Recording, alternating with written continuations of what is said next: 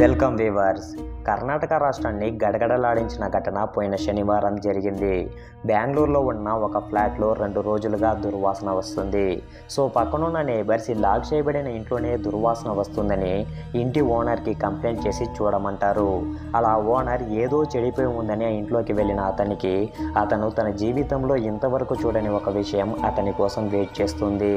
ఆ ఇంట్లో ఉన్న ఫ్రిడ్జ్ని ఓపెన్ చేసి చూసినప్పుడు 29 సంవత్సరాల మహాలక్ష్మి 59 ముక్కలుగా కోయబడి ఫ్రిడ్జ్లో ఒక్కొక్క కంపార్ట్మెంట్లో పెట్టబడి ఉంది. దాన్ని చూసిన ఓనర్ షాక్ అయ్యి నిలబడి ఉన్నాడు.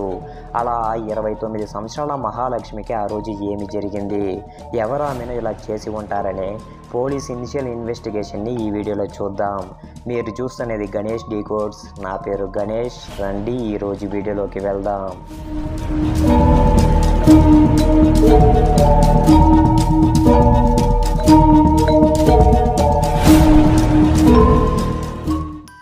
నేపాల్కు చెందిన మీనా దంపతులు 35 సంవత్సరాలకు ముందు బెంగళూరుకి వచ్చారు. నేలమంగళ ఊరిలో జీవిస్తున్న వీరికి మొత్తం 4 పిల్లలు. అందులో రెండవ కూతురే 29 సంవత్సరాల మహాలక్ష్మి. ఈమెకు లక్ష్మి అనే అక్క, ఉత్తమ్ సింగ్ మరియు నరేష్ అనే 2 తమ్ముళ్ళున్నారు. 2019లో మహాలక్ష్మికి 24 ఏళ్ళు ఉన్నప్పుడు హేమంత్ దాస్ అనే అతనితో పెళ్ళవుతుంది. ఇప్పుడు 4 ఏళ్లలో ఒక కూతురు కూడా ఉంది. మహాలక్ష్మి మల్లేశ్వరం అనే మాల్లో టీం లీడర్గా పనిచేస్తున్నారు. ఈమె భర్త హేమంత్ ఒక మొబైల్ షాప్లో పనిచేస్తూ ఉన్నాడు. కానీ మహాలక్ష్మి హేమంత్తో కలిసి జీవించకుండా సెపరేట్గా ఒక ఇంట్లో ఉన్నారు. ఇలాంటి సమయంలోనే సెప్టెంబర్ 20వ తేదీ నేను ఇంట్రోలో చెప్పిన విషయాలు జరుగుతుంది. ఫ్రిడ్జ్లోని మనిషి మాంసపు ముక్కలు చూసిన ఇంటి ఓనర్ గట్టిగా అరుచుకుంటూ బయటకు వచ్చి పోలీస్కి ఇన్ఫామ్ చేస్తాడు. పోలీస్ 2 మాస్క్ వేసుకొని క్రైమ్ సీన్ని చూసిన పోలీస్ ఆఫీసర్స్ వామిటింగ్ చేసుకుంటారు. అలా ఫ్రిడ్జ్లో మనిషి శరీర భాగాలను ఒక్కొక్క పార్ట్స్ని ఒక్కొక్క కంపార్ట్మెంట్లో పెట్టి ఉన్నట్టు ఉంది. ఆ ఫ్రిడ్జ్ మొత్తం పురుగులు కదులుతూ ఉంది. క్రైమ్ సీన్కి dog squad finger print experts వస్తారు. మరణించింది 29 సంవత్సరాల మహాలక్ష్మి అని కన్ఫర్మ్ చేయబడుతుంది. ఇప్పుడు పోలీస్ ఇన్వెస్టిగేషన్ని స్టార్ట్ చేస్తారు. అలా ఫస్ట్ ప్రైమ్ సస్పెక్ట్గా హేమంత్ని విచారిస్తారు. అప్పుడు హేమంత్, మేము 2023 సెప్టెంబర్లోనే విడిపోయాము. మహాలక్ష్మికి ఒడిశాకు చెందిన ఎవరితోనో అఫేర్ ఉంది, అందువల్లనే విడిపోయామని చెప్తాడు. పోలీస్ ఇంకా డెప్త్గా ఇన్వెస్టిగేషన్ చేసినప్పుడు ఒక ముఖ్యమైన నిజం బయటకు వస్తుంది. మహాలక్ష్మి హేమంత్తో విడిపోయి వచ్చిన తర్వాత ఒంటరిగా ఉన్నప్పుడు 31 ఏళ్ళైన ముక్తిరంజన్ ప్రతాప్ రాయ్ అనే అతనితో పరిచయం ఏర్పడుతుంది. ఈ పరిచయం 6 నెలలు కొనసాగుతుంది.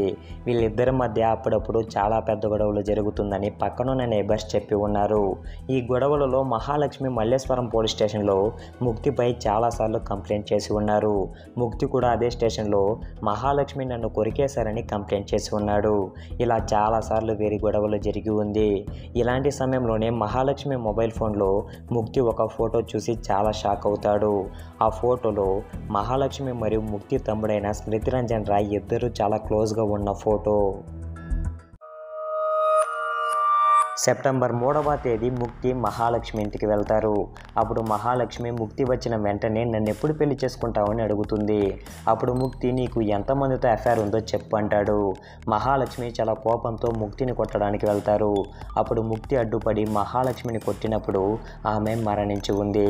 కోపం తగ్గిన తర్వాత ముక్తి ఒక రాత్రి మొత్తం శరీరంతోనే కూర్చొని ఎలా డిస్పోజ్ చేద్దామని యూట్యూబ్లో how to dispose of the body అని సెర్చ్ చేసి ఉన్నాడు.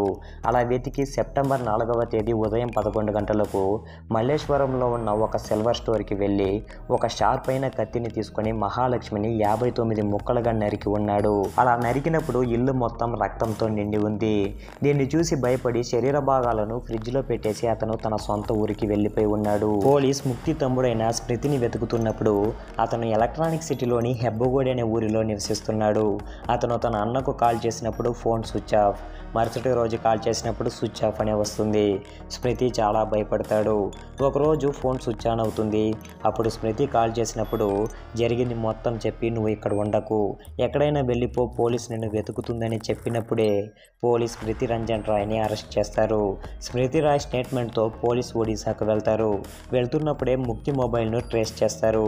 అప్పుడు అతను ఒడిశాలో ఉన్నది తెలిసి సెప్టెంబర్ 25వ తేదీ ఒడిశాలో ఉన్న బాద్రాక్లో ముక్తిని అరెస్ట్ చేస్తారు. బట్ ప్రాణంతో కాదు, మరణించిన శరీరాన్ని. ముక్తి ఒక చెట్టుకి ఉరి వేసుకుని మరణించి ఉన్నాడు.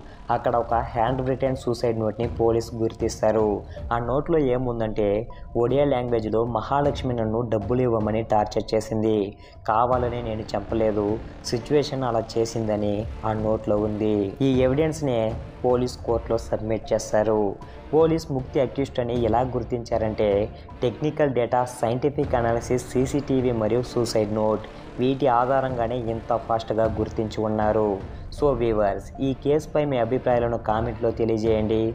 కర్ణాటక పోలీస్ చేసిన సాహసాలపై మీ అభిప్రాయాలను కూడా కామెంట్లో తెలియజేసి, ఇలాంటి వీడియోస్ కోసం ఈ వీడియోకి లైక్ చేసి ఛానల్ని సబ్స్క్రైబ్ చేసి సపోర్ట్ చేయండి.